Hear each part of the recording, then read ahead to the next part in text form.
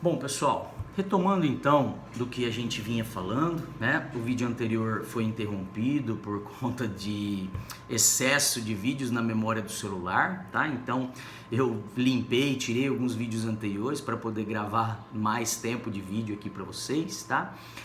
Peço desculpas pela interrupção, mas a gente continua de onde falávamos no vídeo anterior, né?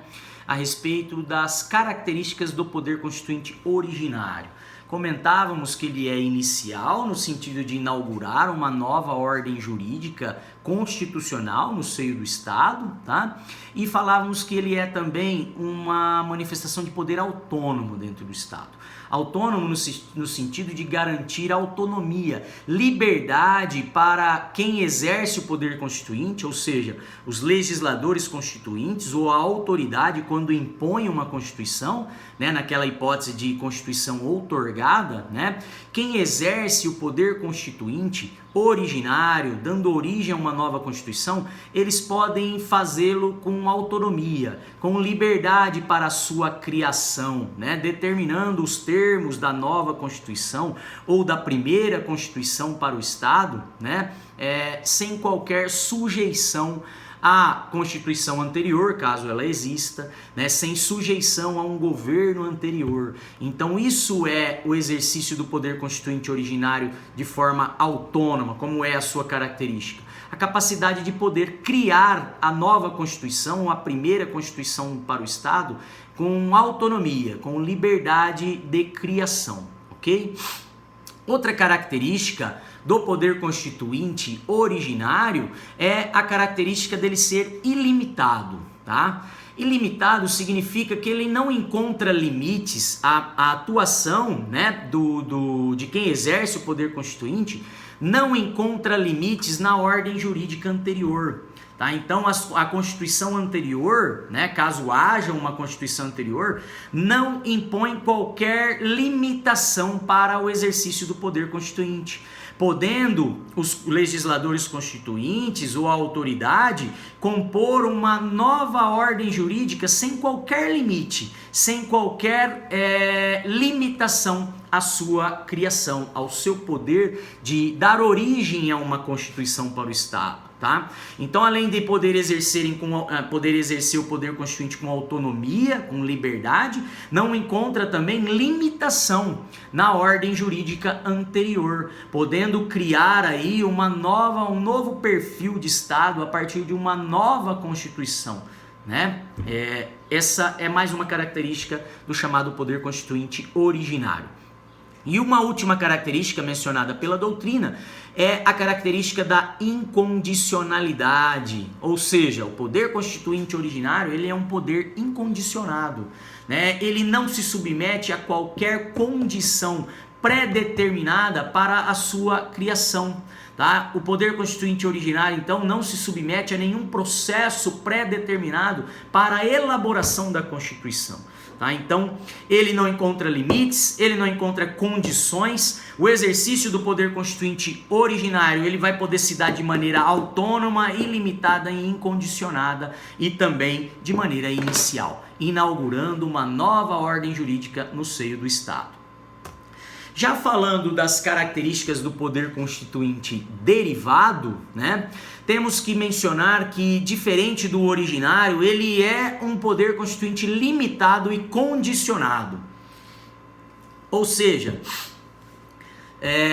o trabalho de elaboração de uma emenda constitucional, por exemplo, né, ou o trabalho de elaboração de uma Constituição para os Estados, se estivermos falando do poder constituinte derivado reformador ou do poder constituinte derivado decorrente, a condição para a criação, né, na verdade, não estamos falando ainda da característica da condicionalidade, mas da característica da limitação. Ou seja, o criador, né, o legislador constitucional, né, ele, na sua criação, ele encontra limites na Constituição Federal. Tá? Por isso que é derivado da Constituição Federal e limitado, porque a Constituição impõe limites, por exemplo, como aquele traçado pelas chamadas cláusulas pétreas. né? Que são ali áreas da Constituição Federal, disposições da Constituição Federal que são consideradas imutáveis, não se admite modificação tendente a abolir aqueles dispositivos constitucionais, tá? Então, o exercício do poder constituinte derivado, ele não é ilimitado como quando se dá origem a uma nova Constituição, mas sim limitado pela Constituição Federal. Tá? Então ali o legislador, na hora de criar uma emenda, ele vai encontrar limites para a sua criação, né? Na hora de criar uma nova Constituição, os limites seriam, por exemplo, o princípio da simetria, de que a criação não pode ser completamente nova, né? Mas sim com observância ao que a Constituição determina, ok? Outra característica do poder constituinte derivado seria a condicionalidade. Diferente do originário, que não encontra condições alguma pré-definidas aí, definidas no ordenamento jurídico anterior, né? O poder constituinte derivado, ele é condicionado ao que diz a Constituição. As condições para a manifestação desse tipo de poder constituinte, elas devem obedecer à Constituição Federal, tá? Então, vamos falando do poder constituinte derivado reformador, né? A alteração da Constituição, por exemplo, a alteração da Constituição, ela vai ter que obedecer às formalidades previstas na Constituição Federal, naquele processo pré-determinado para a aprovação de uma emenda constitucional, para alteração, então, do texto originário da Constituição, tá? Então, ele é condicionado, tá? No exercício do poder de reformar o texto, a gente tem condições como, por exemplo, a previsão lá do artigo 60, né, de uma maior dificuldade de iniciativa, né? Ou seja, para propor uma proposta de emenda, existe a condição de que o quórum, ou melhor, o número de assinaturas no projeto deve ser de 1/3 dos membros da Casa Legislativa. Tá? Então, é uma condição para se propor uma emenda constitucional. É uma condição para o exercício do poder constituinte derivado reformador, né? Outro exemplo, o quórum mais elevado para aprovação de uma emenda do que aquele previsto para aprovar uma lei ordinária, né? Para aprovação de uma emenda, 3/5. Para aprovação de lei ordinária, maioria simples. Então veja, a aprovação de uma emenda na Constituição, reforma do texto da Constituição, ou seja, o exercício do poder constituinte derivado, ele deve se dar de acordo com essa condição, de que para aprovar uma reforma no texto, para aprovar uma emenda ao texto da Constituição, deve haver votação no mínimo a favor de no mínimo 3/5 dos membros da Casa Legislativa, tá? Então isso nada mais é do que uma condicionalidade, uma condição para a manifestação do poder constituinte derivado, né? Ainda mencionamos aqui a impossibilidade de reapresentação de uma emenda na mesma sessão legislativa. O artigo 60, parágrafo 5º, ele fala dessa impossibilidade, ou seja, ele coloca essa condição, né, de que a emenda rejeitada, ela só pode voltar na sessão legislativa seguinte, ela só pode voltar no ano seguinte a ser reapresentada, tá? Lembrando que sessão legislativa significa ano legislativo, diferente de legislatura, tá? Legislatura significa os 4 anos de governo, tá? Os 4 anos de mandato, tá?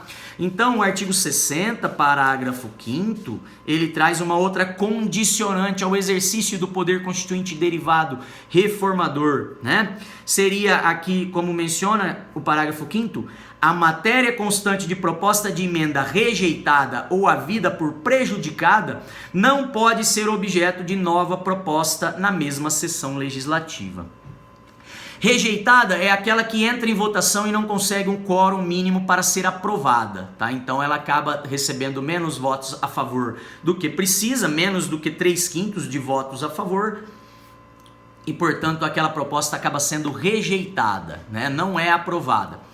Prejudicada é aquela proposta que é retirada de pauta, em que o seu processo de aprovação fica prejudicado, o seu trâmite no poder legislativo resta prejudicado, tá? Então ela não chega a ser deliberada e votada, tá? Prejudicada é essa que é retirada da pauta, é retirada do trâmite no Poder Legislativo antes dela passar por todas as fases do processo legislativo, antes dela ser aprovada, promulgada e publicada, né? Então, isso nada mais é do que uma condição, uma exigência para o exercício do poder constituinte derivado, de que se aquela proposta de reforma do texto, se aquela emenda for rejeitada ou restar prejudicada, ela só volta a tramitar no ano seguinte, na sessão legislativa seguinte, ok? Enquanto o projeto de lei ordinária não é bem isso. O projeto de lei ordinária ele pode voltar no mesmo ano, porque o artigo 67 da Constituição diz que desde que o pedido para que aquela proposta rejeitada volte a tramitar novamente, né, esse pedido tem que ser assinado pela maioria absoluta dos membros de qualquer casa legislativa, tá? Então, para aprovar uma emenda, quando ela é rejeitada, naquele ano ela não pode voltar novamente a tramitar. Tá? Diferente do projeto de lei que pode, desde que reúna um número mínimo de assinaturas, a maioria absoluta dos membros da Casa Legislativa, aquela lei pode voltar a tramitar no mesmo ano, na mesma sessão legislativa. Tá? Então, essa previsão do artigo 60, parágrafo 5º, que a gente leu, nada mais é do que uma condicionante para o exercício, para a manifestação do poder constituinte derivado, ok? Volto no próximo vídeo para falar de limites ao